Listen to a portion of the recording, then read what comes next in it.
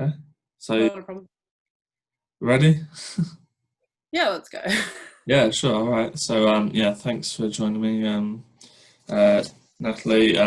So you just submitted your PhD thesis last year, was it? Or That's right, yeah. yeah. In Uh, January last year.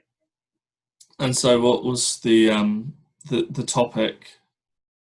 So I looked at the materiality of human remains, examining how exhumations and the importance of the bones for survivors and the community in sort of recreating a story about the past. Yeah. Okay. And so to do that, you volunteered with the ARMH, the Association for the Recovery of Historical Memory. Yeah, so I worked with them since 2012 when I did my honours thesis. Mhm. And I did about 23 months all up in the field, but I did work from Australia doing a bit of translation and helping them to get their message out about different issues around survivors and the law in Spain and how they've been treated by the state. Okay. And so what did you do for them when you were in Spain? So I worked in the actual exhumation sites, so in archaeological digs. Mhm. I interviewed survivors and witnesses for testimony to find out where graves were, to find out what had happened to people in the community. I also did historical archive research where I went to military archives and civil archives to look for notices of death, military trials about what had happened to these people so that we could try and identify who might be in what grave, what had happened to them, what was the rationale behind it, and to sort of piece together. So using both these archives and their remains to piece together the narrative about what happened during the Civil War and the dictatorship Yeah, and that why. life story. Yeah. And a lot of those records, they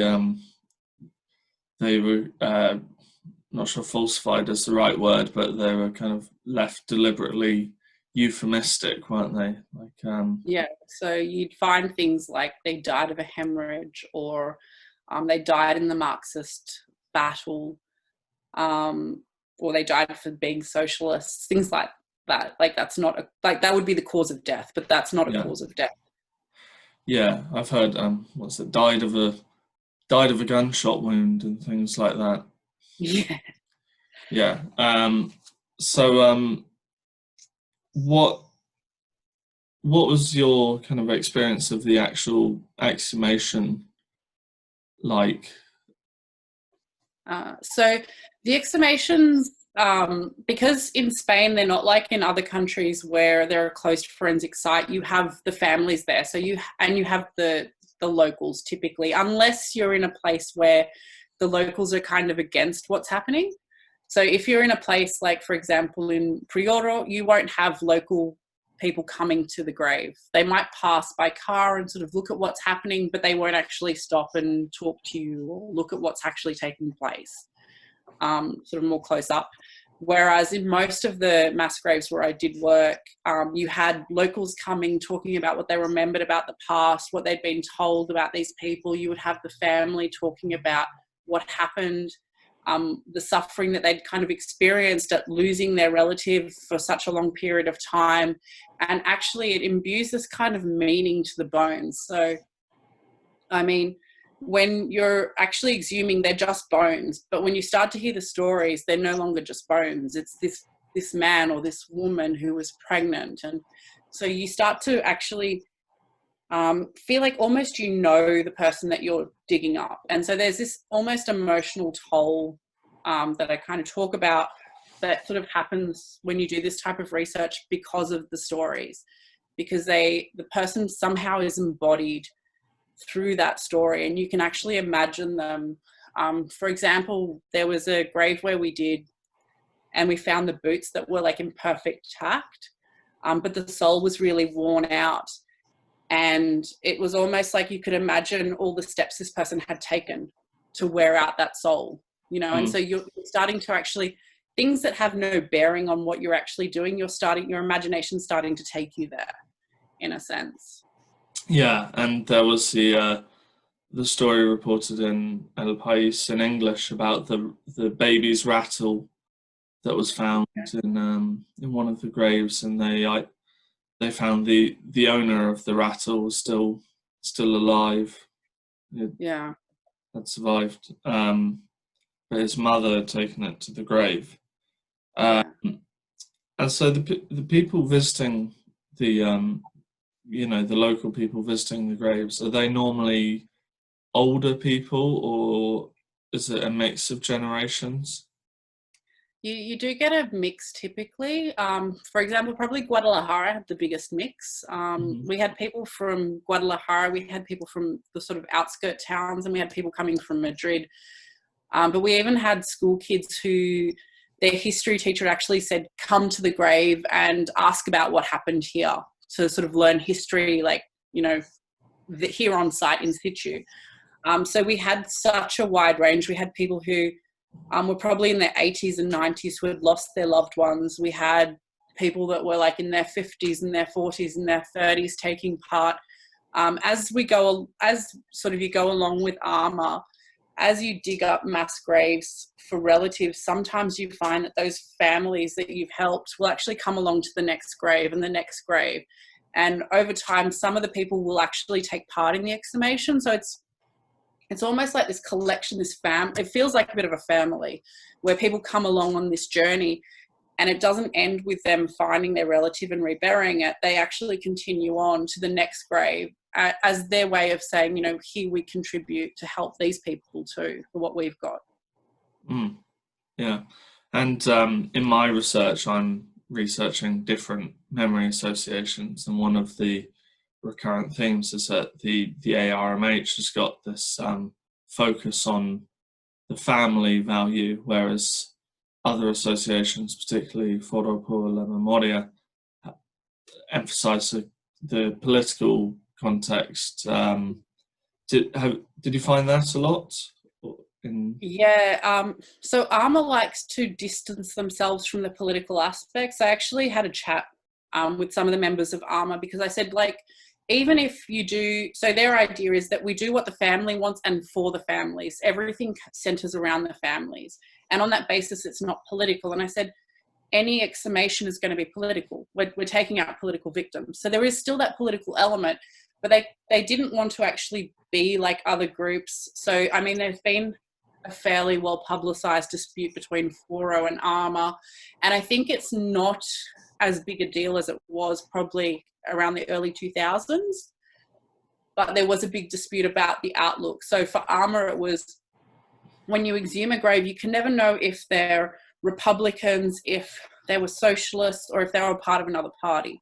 So we don't want to say, well, we don't want to put this flag up, because what if that's not that person? And our ARMH has actually exhumed nationalist graves as well. They say they don't distinguish between the two. Yes, the nationalists had a lot more benefits and there were a lot more support, but if a nationalist family comes and their relatives in a mass grave, ARMH will help them, because their idea is we help families to recover their dead. Where while they're still Republicans at heart, they're very much Republicans. They don't like to have that as the focus. They want it to be very much almost like a scientific pedagogical exercise where people learn about their history, because it's not taught, and these people are sort of brought back into the fold. They're brought back into historic memory.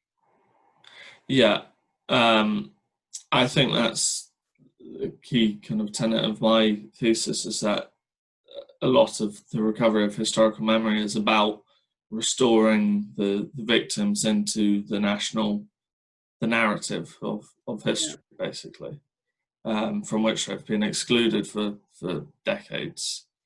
And another question I've got is, when you were participating in these exhumations, did you encounter much opposition to them locally?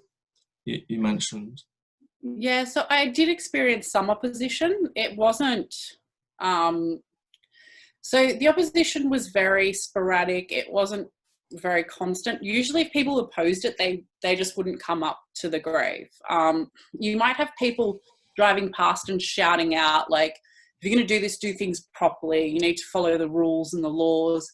Or, you know, people accusing the association of taking government funds to do what they did. By that stage, there were no government funds when I was working with them. Everything was based on donations and particularly foreign donors and awards that they'd received. But it typically stemmed around similar ideas. When I was in Priora, when I went to the town to speak to people, I experienced quite a lot of backlash against the historic memory movement, and particularly Zapatero, who was instrumental in the law of historical memory. You know, one man said to me, he was the worst president ever to serve Spain because he was ideological. But they couldn't see that actually their stance was highly ideological. I tried to ask them, well, you know, like if your family member was in a mass grave, regardless of whether they did anything wrong or not, do you feel that you should have the right to recover them? And they said no, because these are ideological victims and they're being used for political gain. So, and the funny thing was, within this particular town, there was a lot of Francoist tropes in a lot of their discussion.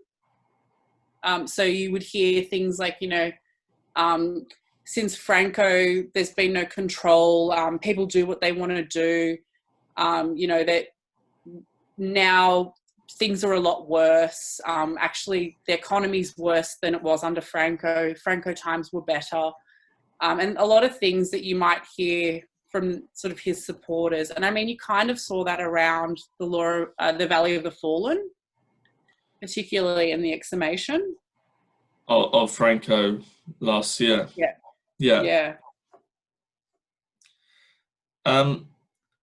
And so you mentioned funding for the exhumation. So could you explain how these exhumations are typically funded? Sure. So when I was there, funding ended in November of 2011. Yeah. And I think I went there in 2012. Or maybe it was, I might have the dates wrong. Hopefully I don't. But so I think it's 2012, sorry, November of 2012, and I was there in September. And actually it was Rajoy who set up the €0 for historic memory. And so the association was on the brink of closure. They didn't know what they were going to do. They said that they would resist. But a few people I spoke to were a bit skeptical of how they could resist with no income coming in.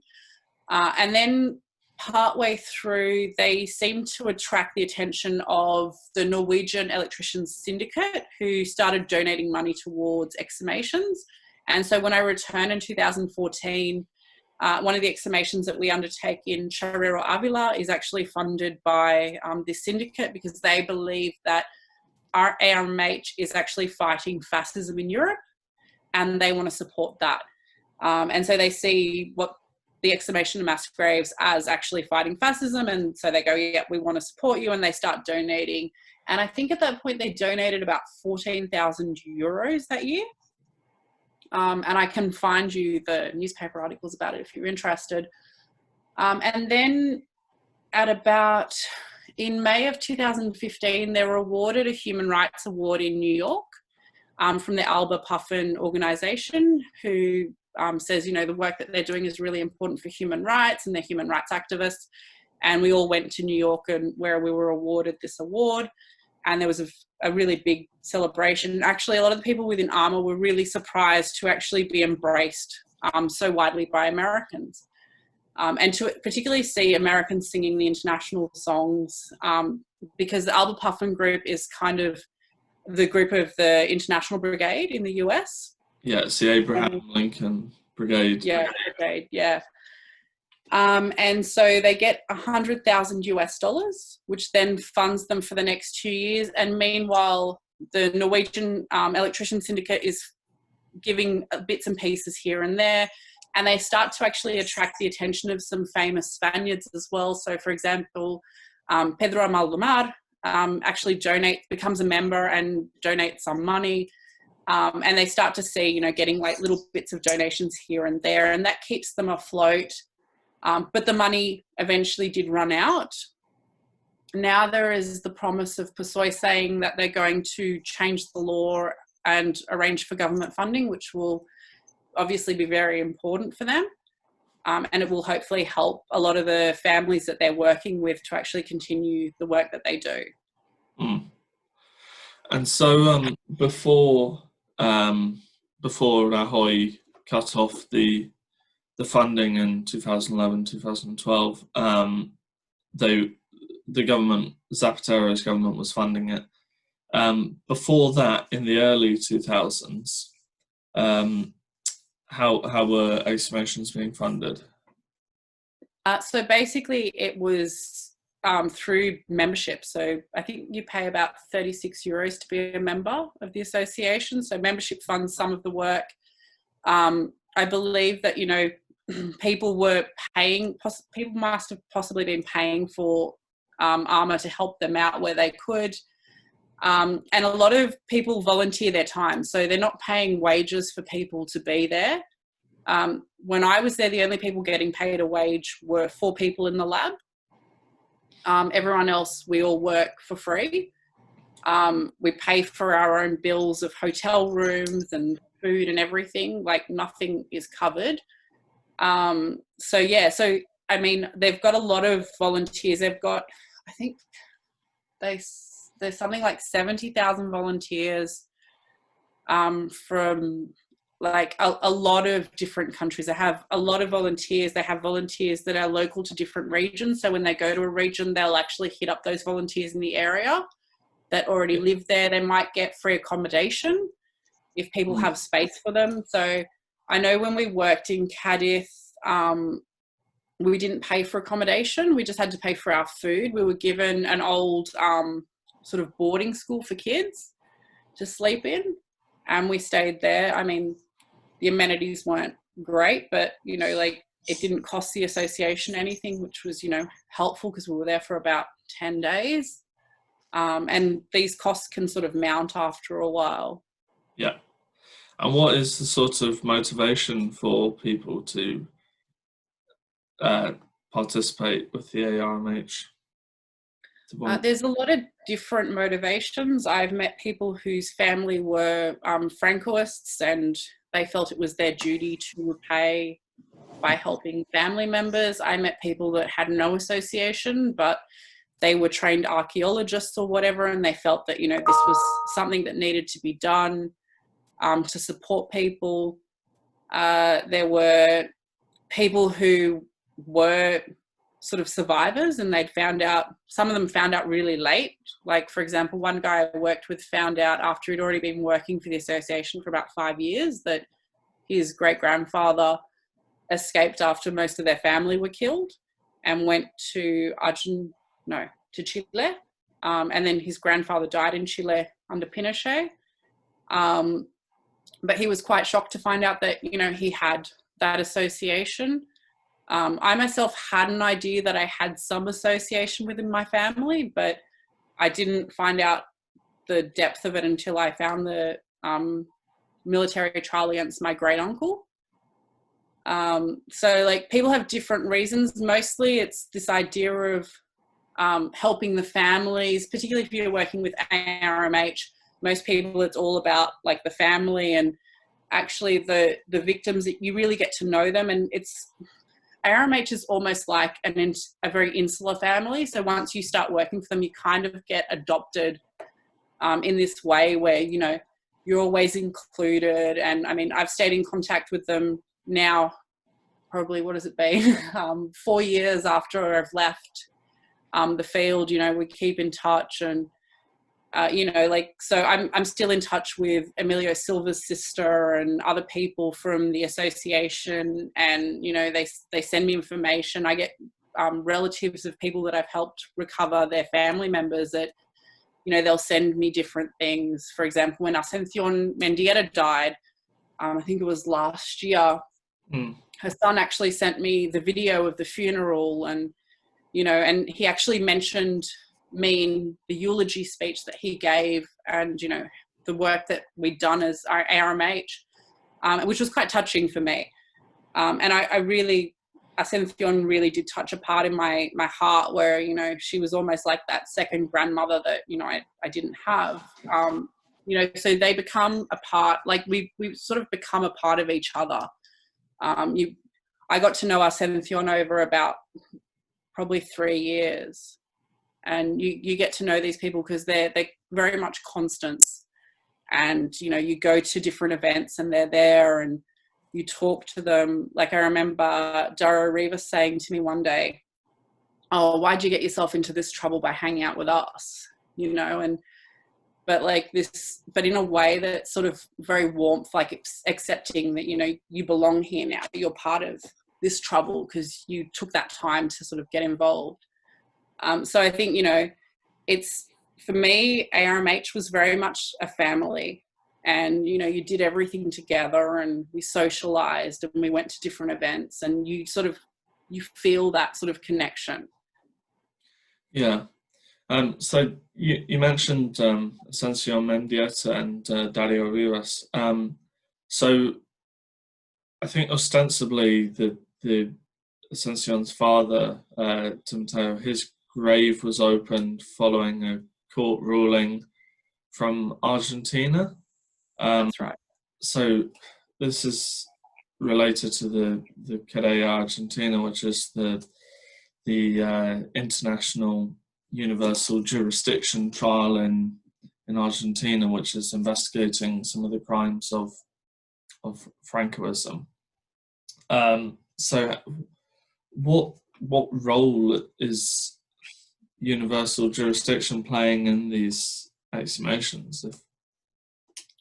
So like in that exhumation, it did play a role. But in a lot of exhumations, the law doesn't really play much of a role. There's been cases in the past where the law has actually been used to sort of challenge or sort of make it harder to exhume.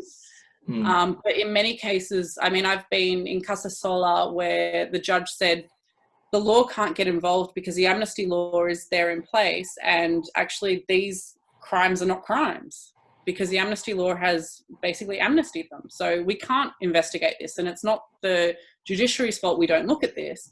It's just that we apply the law as we see it. Now, you might have a different view about, you know, amnesty and whether it's applicable. And of course, Baltasar Garzón, who was probably a very big instigator in getting the Argentina trial on the ground. I mean, part of it was a favor for what he'd done with Chulingo in the past. But he would tell you that amnesty can't exist because amnesties are a breach of international rule of law.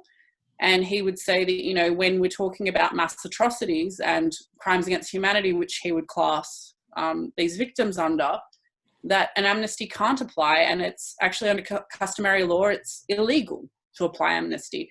So he has a different vision, but everybody has within, particularly within the Spanish legal system, everybody has a different vision about what the law does. And even down to, I mean, and this was in my honours thesis, even down to the way that they read the amnesty law. The amnesty law doesn't actually say that all these crimes are automatically amnestied. It actually says you need to investigate the crimes, and once you've done that, you need to work out whether or not they fall within that period of history. And if they do, then they're amnestied. But you still need to investigate the crimes. But they read it as these crimes at this period are amnestied, and so therefore we can't investigate them. So, you know, it's a highly formalistic application of the law without actually taking in the meaning of what the law is actually within the Spanish language, what it says. I mean, I would argue that, you know, enforced disappearance is a crime until, and I mean, I have argued this, is a crime until the person is recovered. So therefore, you can't actually resolve it and sort of say this amnesty is in place until you find that dead person, because it's a continuous crime according to the UN. Until the person is found and returned to the family, it's a continuing crime, and actually it leads to the additional crime of torture against the survivors. So, and I mean, there's multiple case law that I could cite around this. So, you know, but it just depends on how you want to apply the law. And we find this quite a lot around human rights. And so the Argentina trial is taking a very, what's the word?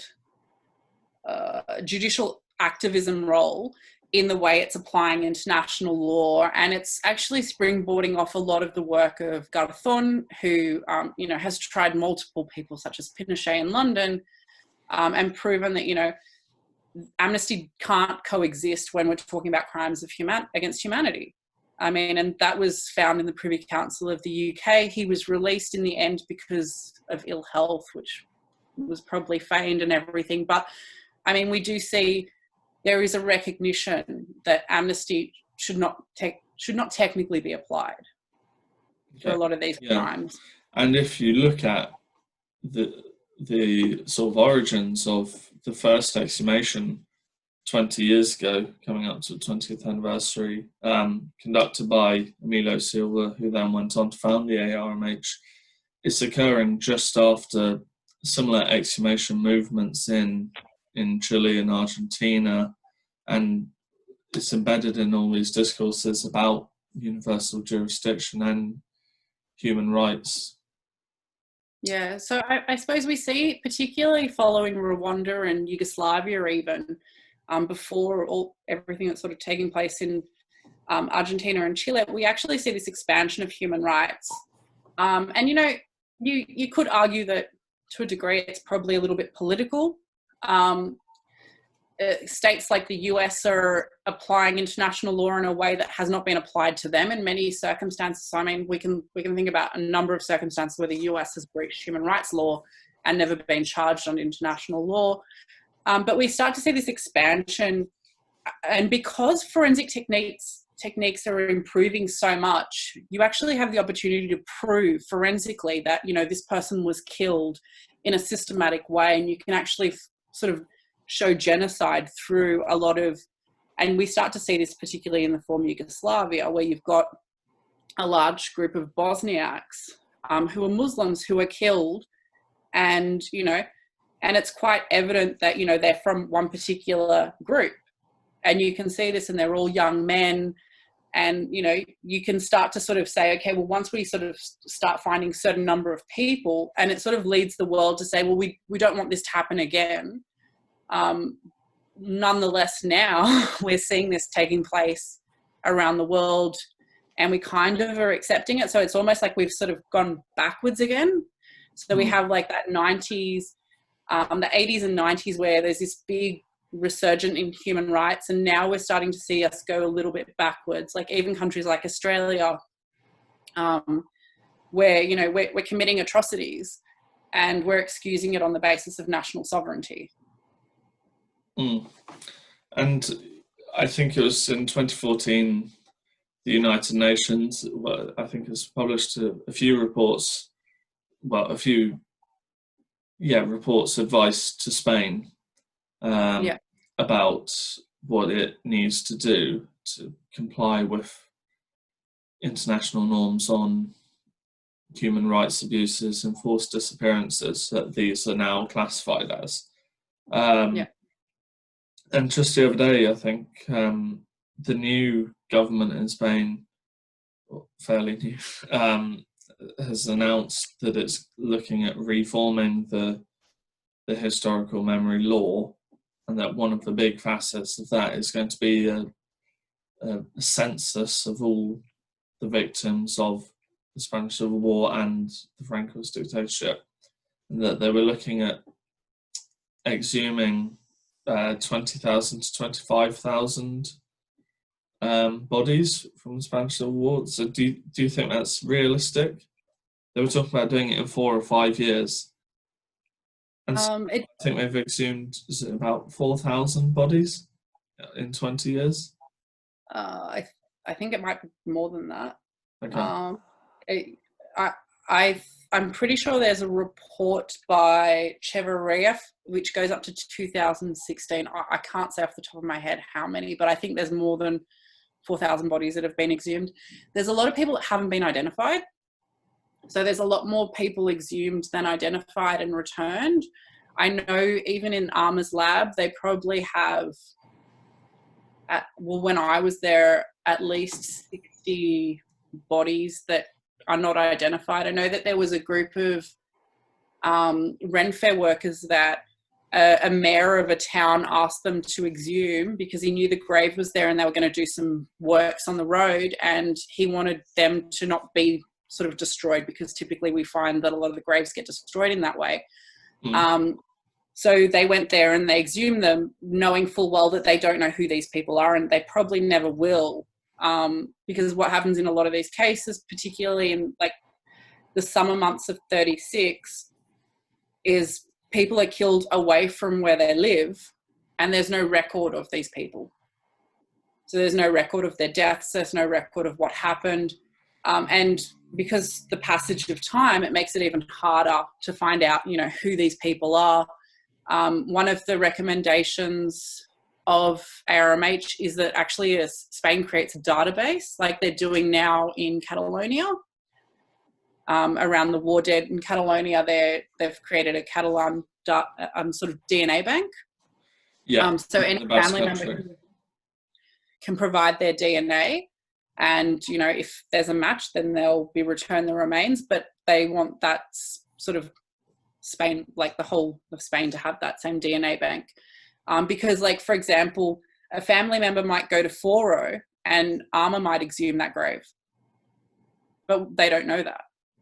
You know what I mean? So, like, right. There's probably remains in labs across the country that are not properly buried, that are in generally plastic boxes. It's not that they're being desecrated, but they haven't been given proper burial because there's this element that needs to be done.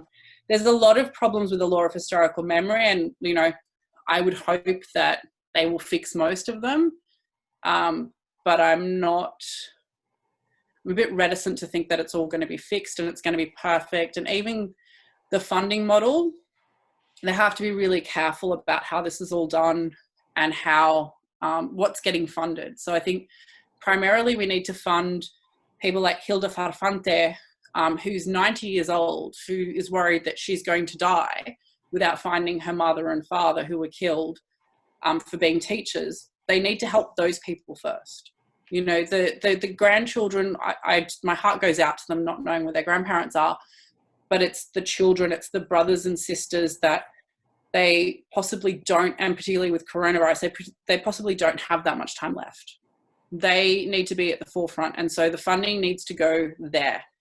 And the state needs to find a way to coordinate with all the different exhumation teams, because there's so many in Spain. You know, there's regional teams, Armour does work across the country, but then you even have ARMH in, I'm just trying to think of the city. They're not far from where ARMH in Ponferrada are. I just can't think of the city, but they also do graves, and they call themselves ARMH and whatever the region is. Yeah. But, like, you know, there's so many different groups doing this that we actually need a coordinated effort where, you know, there's a coordinated database. So when a family comes forward, that goes into the database. And if anyone happens to find that person because they're doing a grave in that area, that family can then be notified. Doesn't matter who they went to. And I think that's one of the biggest problems. Yeah, I think you're right. It's that one of the biggest issues is this kind of, it's the jurisdiction. So for many years, ARMH were carrying out the exhumations with volunteers, and then, but also you see in exhumations which have been budgeted or approved by the government, they're often carried out by a science company, I suppose you call them, Aranzadi. And they're often kind of, Fernandez writes about this, they're basically outsourced to these companies, and that it's not the state carrying them out themselves, it's these associations being given money by the state to do it. I've seen one exhumation in a town just outside Granada, and the archaeological team is from the University of Granada, and then but it was a local memory association who had family members get in touch with them, and then the Memory Association contacts the regional government, I think in the case, on their behalf, and then they get the budget for the exhumation. Yeah, and I suppose there are also the positive cases where the regional government's paying. That's very rare. I know that there was a case when I was there that 2 archaeologists asked ARMA to fund a dig that they wanted to do. And ARMA basically said, you know, we'll do the dig, we'll incorporate you into the team, but if we're going to pay for it, we're going to control the dig. And there was a dispute about it and it never went through. But like, I mean, I suppose the thing with that as well is that it's not even just down to jurisdiction. There's complications around jurisdiction, and I think Andalusia has changed the laws around exhumations since I was there. But when I was there, they had a law whereby if it was funded by Andalusia, actually the families couldn't be there. It needed to be a closed site. So at one point, ARMA decides that actually they're going to fund the exhumation themselves because they want the family to be able to be there. They couldn't see the rationale behind closing it, and making it scientific. So you see little conflicts, and then you do see, so for example, when we're in Cadiz, in Alcalde del Valle, the mayor, and I mean, I've never been to a more supportive town in my life, but the mayor there was a communist, and he actually, you know, he arranged for us to have free accommodation. We got free lunch as well. We would go and have lunch with what we call las abuelas at the nursing home, and they would give us lunch, and then we only had to pay for breakfast and dinner. You know, so like he actually put things in place so that we would actually be looked after because they really wanted us to be there.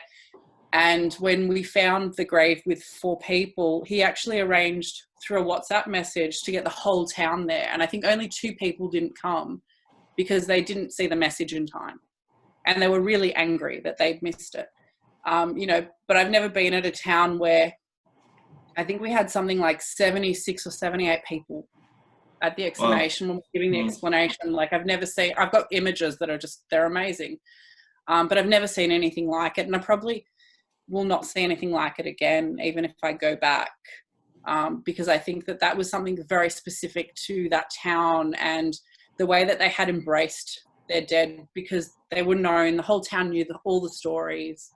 We managed to speak to one of the women who had actually witnessed the murder of these people, which is always a little bit helpful in locating these people as well when you've got eyewitness testimony and the location hasn't changed too much. But yeah, so like I think, and it's not necessarily that you're going to find that communist or socialist parties are going to be more supportive. Sometimes you find actually PP's super supportive. I mean, Leon, where we worked mostly because ARMA's based in Ponferrada in Leon, that's been governed by PP for a really long time, and actually they've been fairly supportive, and you know they've been helpful in their own way, and you know some mayors have donated money or you know arranged for all the facilities so that we can actually do what we need to do. Some will arrange for you to have the sort of grave digger, the excavating machine, the backhoe, free of charge. Others you've got to pay for, you know, so it really depends on the individual and how they see it. Like, so if they see it as a problem or that you're creating a problem, then they're less inclined to help. Or if they're ideologically skewed against it because, you know, they might have Francoist leanings, then, you know, they're not going to be supportive. But a lot of people, you know, they can sort of see the value in someone recovering their dead. There's a very big sort of focus in Spain around the dead. I think one of the biggest kind of highlights of my research has been noticing that in Spain politics is so localized in so many ways, and that, well, I mean the state is quite big, but that the local mayor and the town hall has so much power in Spain concerning these exhumations. But do you think that the target of 20,000 is realistic? It depends on how they do it. So, like, I mean, I suppose if they use the different university faculties that they have to do this across the country, and they use students to excavate with, you know, experienced people alongside them. You know, there's obviously quite a lot of groups within Spain that have the skills and the technical ability to do it, but it's going to cost a lot of money. Right. It's not going to be cheap, and I'm not sure that they're going to want to shell out that much money. Mm.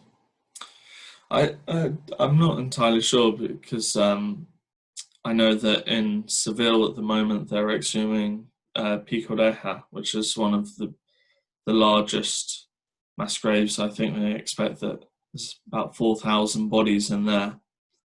But also one of the big points is going to be the Valley of the Fallen, where there are a lot of Republicans interred there, but also nationalist soldiers as well. And that one of the things we're seeing now is more and more family members petitioning the government to exhume their relatives' remains from the Valley of the Fallen, but it's in a real state of disrepair at the moment. So the Valley of the Fallen is actually an interesting one. There are remains that will never be exhumed there. That you won't be able to recover them. You won't be able to identify who they are. Chevarria's explained it to me that in some of the different parts where people are buried, it's almost like a pyramid of bones, because the water damage broke down the boxes that they were placed into, where probably you wouldn't have been able to identify them because they weren't exhumed properly at the time, unless they were in single boxes, obviously. So they would have to be joint burials back in the town that they'd come from. But in the case with the ones with the water damage, that the boxes are broken down and the bones are like just a lump of bones, unless there's some boxes intact at the bottom, Chevarria says there's no chance of identifying and returning those people. And part of the reason and rationale for actually exhuming Franco, and I think the next step will be to exhume Primo de Rivera, or if they exhume him and put him inside the columbarios with the rest of the people, because he is a Civil War dead. He was killed by the Republicans at the start of the Spanish Civil War. So he kind of fits in that whole rhetoric of what the Valley of the Fallen is.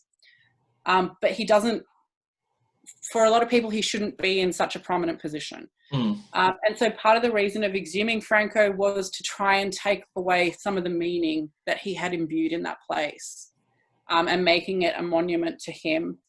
But a lot of work needs to be done there before that can be an okay place for the Republicans and even some of the nationalist families that their relatives were taken without consent. The Valley of the Fallen is probably one of the most problematic sites possibly in the world. Yeah. I've described Franco being there like Hitler being buried with his victims in the past. You know, it's something that we wouldn't accept in Germany, we wouldn't accept anywhere in the world. So, I mean, we're seeing that right now with the whole Black Lives Matter and the whole idea around slave traders and everything, and like removing statues. We're seeing actually the meaning of these figures is very, very important. Yeah, absolutely. And a big part of my PhD thesis is going to be about monuments. And well, I think monuments have been at the forefront of public discussion recently with the Black Lives Matter.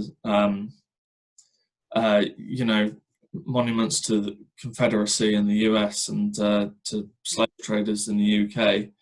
And I recently posted a blog, a thread on Twitter about the monuments erected by Francoism to the fallen, and the fallen for God and for Spain, and how many of these monuments do still exist.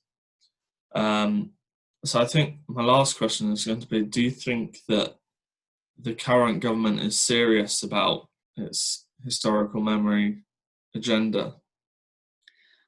I think there's a will, a very genuine will. I mean, and that was very clear in all the steps that they took to remove Franco from the Valley of the Fallen. And I think that was probably the most difficult thing that they had to achieve. And I mean, you saw it around the protests, and even, I mean, the continued fight by the Franco family right now. I think it's in the Tribunal Supremo, to have his body returned to the Valley of the Fallen.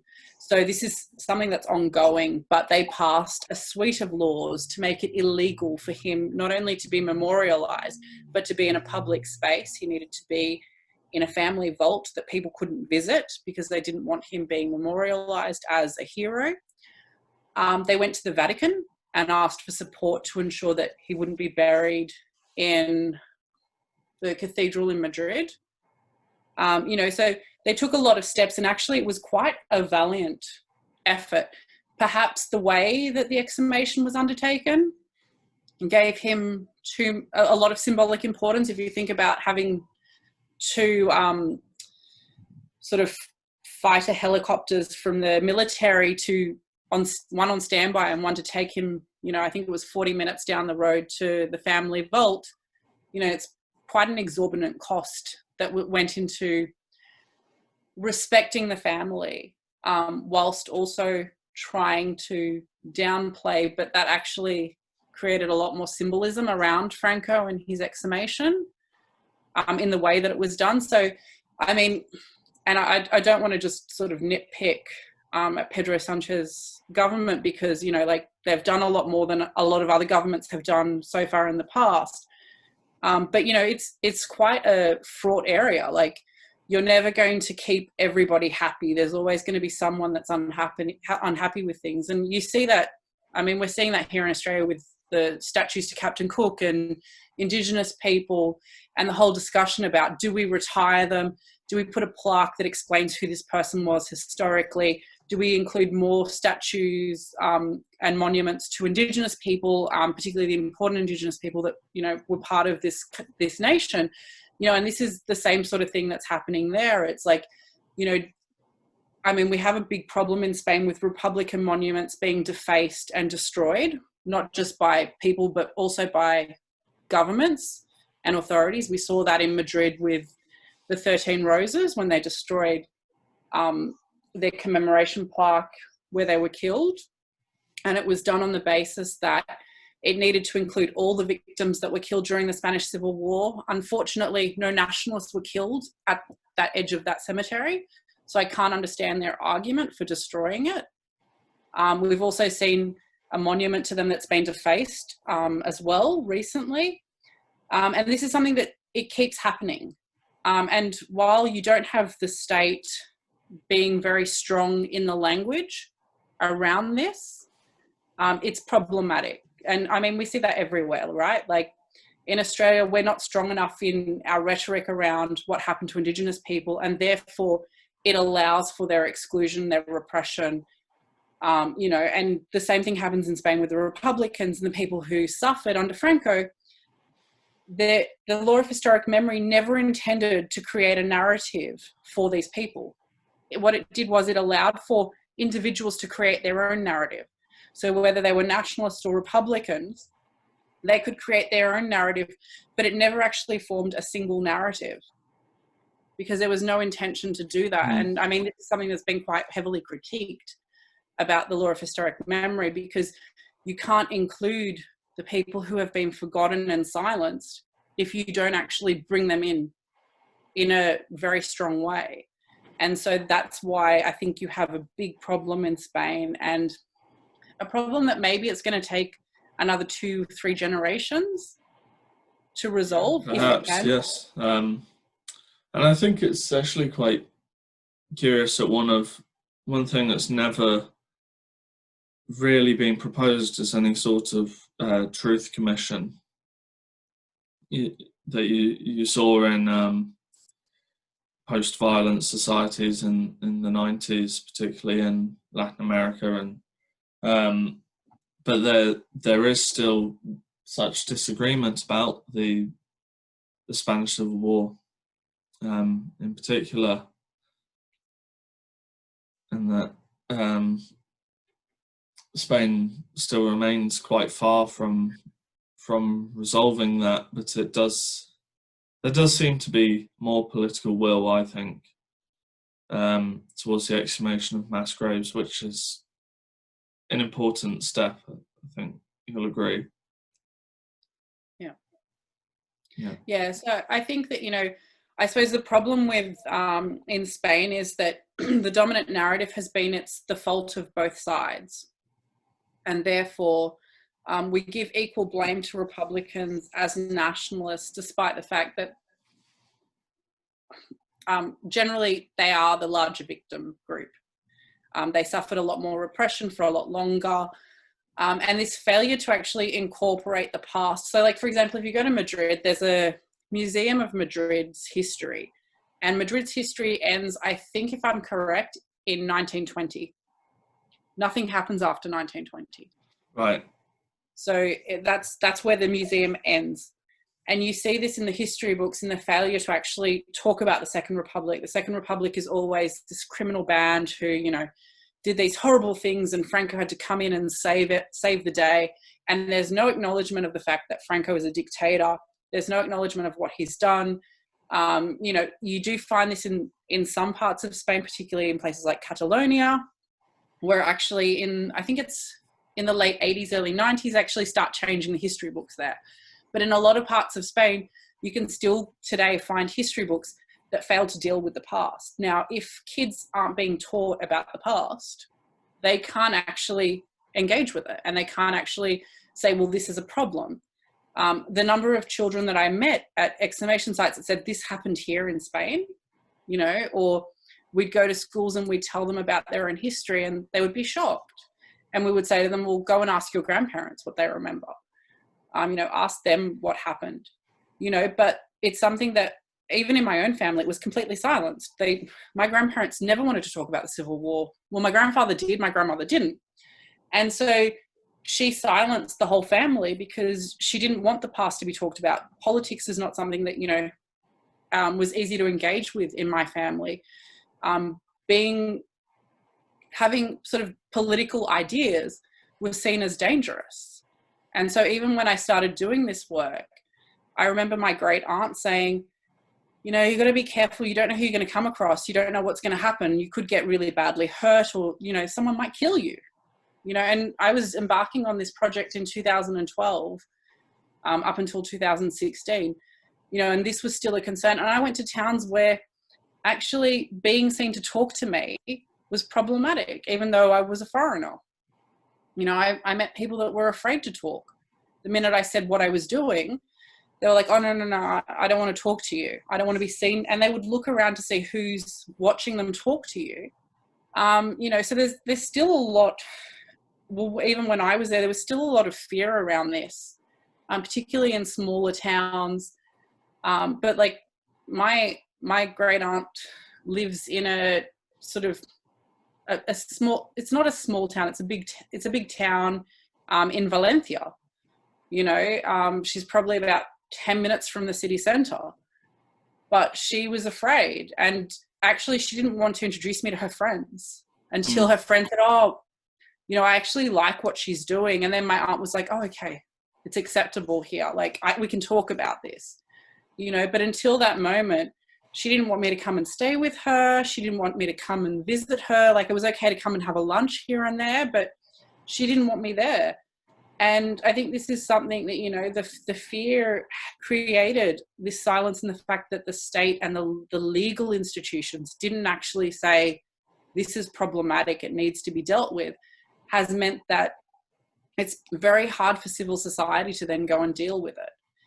And it's only the grandchildren's generation who are so incensed by the fact that this has all been silenced and covered up, that they don't care. It's just so wrong what has happened, that they're actually on a big mission, and they're very much activists in that sort of sense of they want to right the wrongs of the past. But because they're incensed by the silence is almost a stain on humanity and their family history, in a sense. Yeah, that makes sense. All right. Well, thank you very much for for your time, and I'll post this on Twitter, and maybe you can have some follow-up questions if you're happy to answer them. Yeah, not a problem. Anytime. Yeah, let's catch up with you. All right. Yeah, it was good to catch up. Have a good one. Yeah. I'll see